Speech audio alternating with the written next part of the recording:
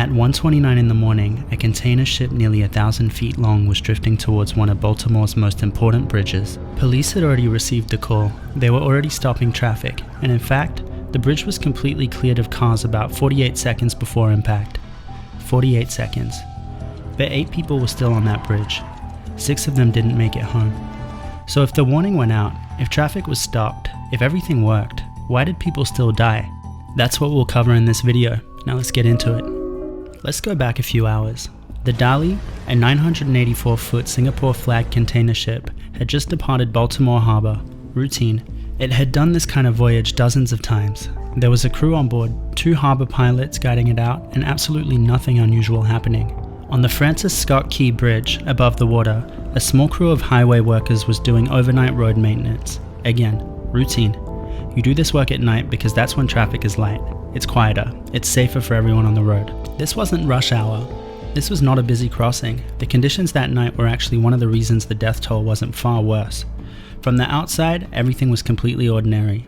But here's the thing about the Francis Scott Key Bridge disaster. The danger didn't start on the water. It didn't start with the ship's size, or the weather, or the current. It started inside an electrical cabinet, with something small enough to hold between 2 fingers. Before we get to that cabinet, we need to understand something about ships this size, because you might be thinking, why didn't they just steer away? Here's why. A vessel like the Dali doesn't handle like a car, or even like a boat you might have been on. To steer, it needs powered hydraulic pumps running the rudder. To slow down or thrust, it needs propulsion. And to run any of that, it needs electrical power flowing through the ship. Take the power away, and you don't just lose your lights, you lose your ability to move the ship intentionally. Now add this. The channel leading out of Baltimore Harbor passes right next to the Key Bridge, and the pier, the concrete column holding the bridge up, was only about 200 feet from the edge of the navigable channel. That isn't much room for a 1,000-foot vessel. The NTSB found that after the Dali lost power, it began swinging to the right, toward Pier 17. The pilots and crew responded. They tried. But by the time the ship had drifted that close to the bridge, the window for any normal solution had already closed. As one way to think about it, by the time the crew knew they were in serious trouble, the ship was already too close for the tools they had left to work. That's the geography of this disaster. Now let's talk about why the power was gone in the first place. Deep inside the Dali's high voltage switchboard, there was a signal wire. The NTSB called it Wire 1. Wire 1 wasn't a main cable. It wasn't carrying propulsion power directly. It was a relatively small wire connected to a terminal block, part of the control circuitry that kept a critical breaker closed. But Wire 1 had a problem. It had a label on it, a small band of tape wrapped around it for identification. And that label was thick enough, just barely, to prevent the wire from being fully seated into its spring clamp connector. It wasn't plugged in all the way. At some point during the voyage, that connection let go. The wire disconnected. And here's what that triggered.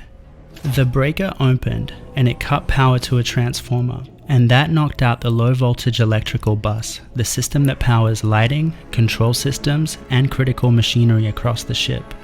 And when that bus went dark, the cooling water pump for the main engine lost power, and the steering gear pumps lost power too. Without cooling water, the main engine couldn't run, and without the steering pumps, the rudder couldn't move. So in about the span of a minute, a 1,000-foot ship went from fully operational to completely adrift. All that just because a label on a wire was a fraction of a millimeter too thick. Now a ship like this doesn't rely on just one system. There are backups, there are redundancies. This is exactly the kind of situation those systems are supposed to handle.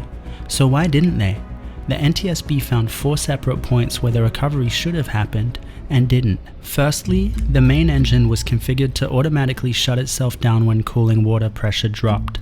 That configuration actually met the classification standards at the time the ship was built, but the NTSB found that it made things worse, because it meant once the blackout hit, the main engine was gone. Not struggling, gone.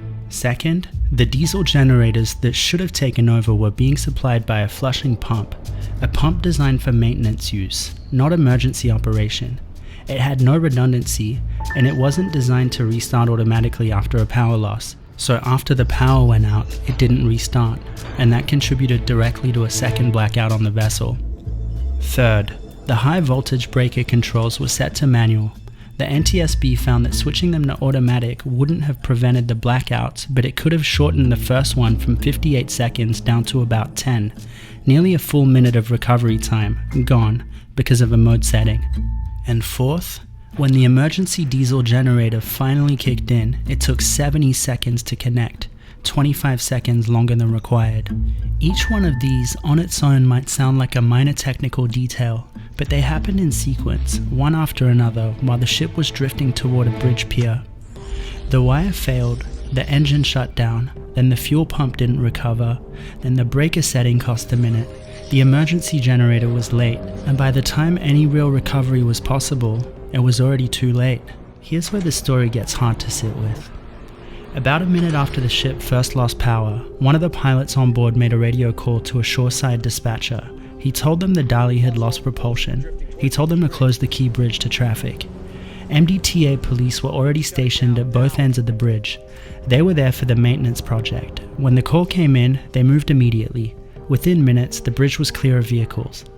The NTSB found that those actions, that fast call, that fast police response, prevented a much greater loss of life, and that matters.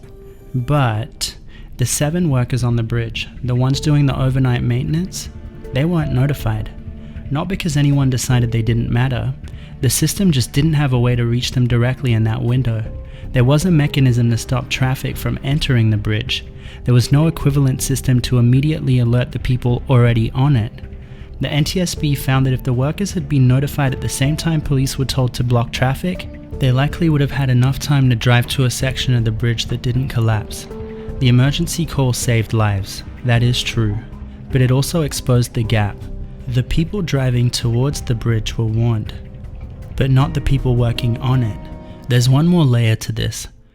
The bridge hadn't changed much since 1977, but the ships had. A structure built for one era of maritime traffic was still standing in a completely different one, and no one had formally asked whether it can handle what was now passing beneath it.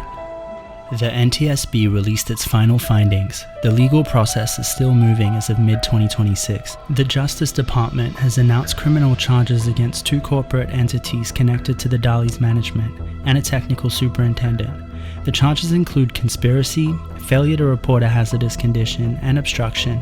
All defendants are presumed innocent unless proven guilty. Maryland's plan for a new bridge carries a price tag of $4.3 to $5.2 billion US. The new design includes improved pier protection and a longer main span. The projected opening is late 2030. The first domino in all of this was a wire small enough to disappear inside a cabinet. A wire that wasn't seated properly because the label wrapped around it got in the way, but the disaster wasn't small. A ship lost power. Backup systems failed in sequence. A bridge built for a different era of ships took a direct hit.